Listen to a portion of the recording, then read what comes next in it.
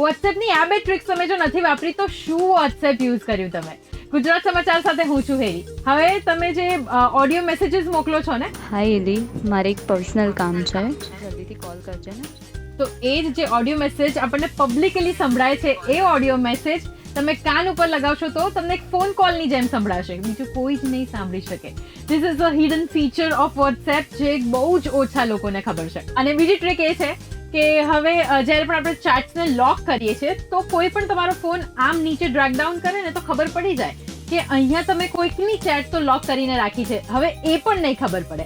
એના માટે તમારે કરવાનું છે, તો તમે જે ચેટ લોક કરી હોય એમાં જતા રહો અને ઉપર જે 3 ડોટ્સ દેખાઈ રહ્યા છે એની પર ક્લિક કરો એટલે ચેટ લોક સેટિંગ આવશે.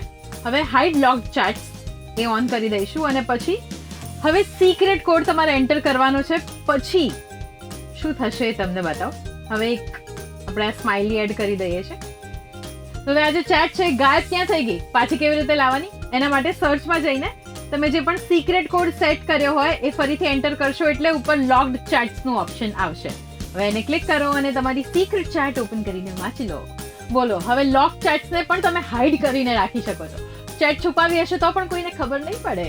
તો આવા જ ઇન્ફોર્મેટિવ વિડીયોઝ માટે જોડાયેલા રહો gujaratsamachar.com સાથે. અને આ રીતના તમે કોની ચેટ લોક કરવાના નામ જણાવજો કમેન્ટમાં.